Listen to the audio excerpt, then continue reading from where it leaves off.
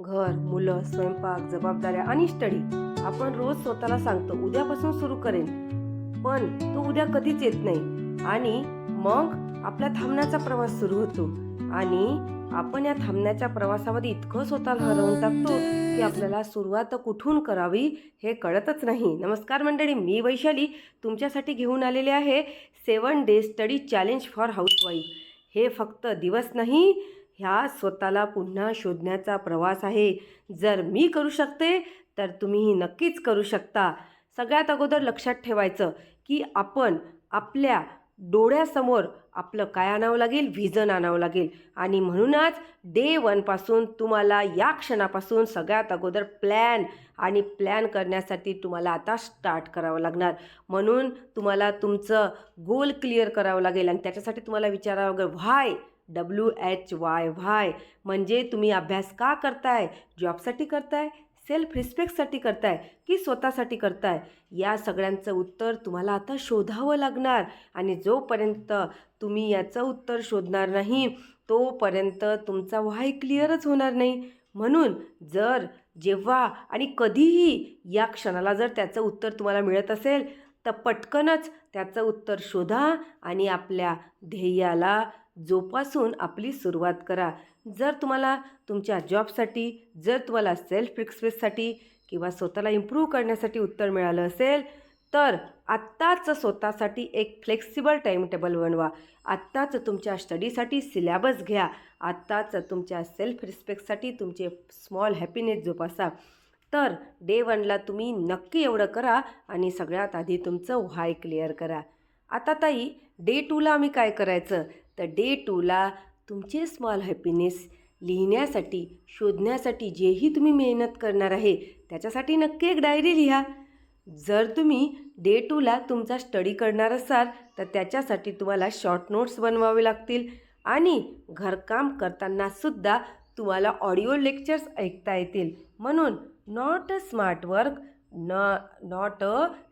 Work because तुम्हाला तुमची study एवढी फ्लेक्सिबल ठेवावी लागेल की हार्डवर्क करता करता तुम्ही कधी स्मार्ट वर्कमध्ये कन्व्हर्ट व्हाल हेही तुम्हाला कळणार नाही. तर ताई, आता डे 3ला काय करायचं? तर डे 3ला तुम्ही सर्वात अगोदर गोल निश्चित केल्यानंतर भरपूर अडचणी येतील, पण आपण थांबायचं नाही. कारण जिथे आपल्याला वाटतंय की मला इथं भीती वाटत आहे, मला इथं का भीती वाटते हे तुम्हाला शोधून काढावं लागेल. तुमचे विकनेस शोधावे लागेल, तुमचे डाऊट्स शोधावे लागतील. कारण जेव्हा पहिल्या दिवशी सुरुवात करू, दुसऱ्या दिवशी सुरुवात करू, मी 100% तुम्हाला सांगते भरपूर डाऊट येतील. मग अशा वेळेस काय करायचं? तिथे आपल्याला यूट्यूबवर, गुगलला जाऊन मदत मागायची आणि फ्रीमध्ये यूज करायचं आणि इथेच त्यांना सर्च करायचं की तुम्हाला जेही अडचणी येतात, जेही डाऊट्स येतात ते तुमचं यूट्यूब आणि गुगल क्लिअर करतं. आणि याच्यासाठी आपला स्मार्टफोन आपल्याला भरपूर उपयोगी पडतो. म्हणून इथे आपण यूट्यूब, गुगलची मदत घेऊ शकतो आणि आपले सर्व डाऊट क्लिअर करू शकतो. सर्व प्रकारची माहिती आपल्या तिथे अवेलेबल होते. नंतर सगळ्यात महत्त्वाचं म्हणजे डे 4ला रिव्हिजन हा पार्ट तुम्हाला घ्यावा लागेल आणि हा खूप गेम चेंजर आहे. जेही आपण शिकलो ते पुन्हा आठवावं लागेल. मी काय करते माहिती आहे?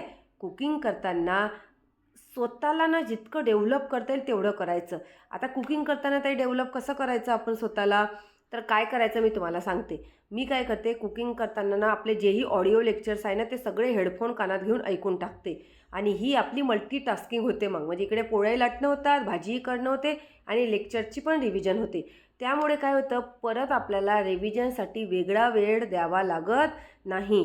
तर जेव्हाही मग तुम्ही ठरवा की नाही मला आज डे 4 आहे ना माझा अभ्यासाचा, तर मी चाइल्ड सायकॉलॉजी किंवा मी SST किंवा मराठीचं काही वाचलं असेल, व्याकरण प्रदीप बोधले सरांचं वगैरे, त्याचीच क्विक रिव्हिजन पटकन स्मार्ट पद्धतीने यूट्यूबवर जाऊन त्यांचं लेक्चर्स असो किंवा मग सर्च करायचं. त्यांचे यूट्यूबवर भरपूर सरांचे आपल्याला फ्रीमध्ये अवेलेबल्स असतात. आपले हेडफोन कानात टाकायचे आणि ऐकायला रिव्हिजन सुरुवात करायची आणि आपली मल्टीटास्किंग जी आपली ताकद आहे ती इथे यूज करायची. तर मी तुम्हाला आता डे 1, डे 2, डे 3, डे 4 अशी 4 डेचं तुम्हाला प्लॅनिंग सांगितलेलं आहे.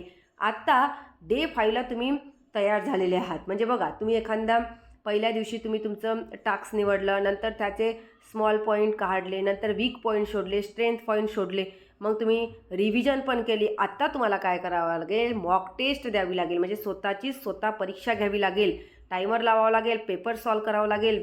तुम्हाला भीती वाटेल की मी काय केलं, मी तर चुकेल का? पण नाही. समजा तुम्ही EVSचा एखादा पार्ट घेतला किंवा मॅथ्सचा एखादा टॉपिक केला किंवा SST एखादी वाचला, जेही तुम्ही जोही अभ्यास केला तुम्ही डे 4पर्यंत, डे 5ला त्याचे प्रश्न सोडवून पाहायचे. 15 प्रश्न घ्यायचे. 15पैकी तुम्ही किती मॉक टेस्टमध्ये टायमर लावून, हेच तुम्हाला स्ट्रॉंग बनवेल आणि तुम्ही कितपत तुमचा पॉईंट क्लिअर झालेला हे तुम्हाला कळते. आणि मग शेवटी डे 6ला ॲनालिसिस करावं लागेल की हे मी जेही काही केलं डे 5पर्यंत ते मी कुठे चुकले, कोणता टॉपिक वीक आहे, वेळ कुठे गेला माझा. आणि याशिवाय तुम्हाला कळणारच नाही की तुमची इम्प्रूव्हमेंट कुठे होत आहे. आणि ही सर्वात अंडरस्टँड स्टेप आहे आपल्यासाठी. Remember, mistake are not failure, they are feedback. म्हणून सर्वात महत्त्वाचं डे 6ला तुम्हाला ॲनालिसिस करावं लागेल की मॉक टेस्टचं मी कुठे चुकले, मला काय कमी पडलं, मी आणखी काय करायला पाहिजे होतं, मी कशा प्रकारचा अभ्यास करायला पाहिजे होता. आणि यातूनच तुम्ही शिकाल की मी माझ्यात काय गेम चेंज करायला पाहिजे. आणि सगळ्यात शेवटी डे 7ला सक्सेस. आता तुम्ही 7 दिवस पूर्ण केलेले आहे.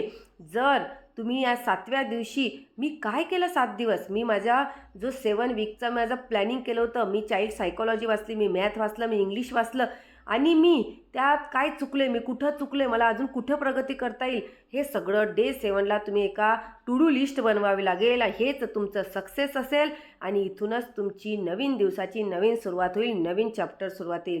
तर बघा, आता तुम्ही फक्त स्टुडंट राहणार नाही, तुम्ही आता अचिव्हर होणार आहात. कारण तुमचे आता घरापुरते तुम्ही मर्यादित राहणार नाही आहात. तुम्ही काहीही बनू शकता. हा प्रवास तुमचा थांबण्याचा नाही, हा पुढे जाण्याचा प्रवास आहे. म्हणून स्वतःला फक्त सांगा, मी फक्त स्वयंपाक करत नाही, मी माझे स्वप्न तयार करत आहे. मी फक्त घर सांभाळत नाही, मी माझं भविष्य घडवते. I am not limited to home, I am beginning something more. मी हरलेली नाही, मी फक्त उभी राहत आहे.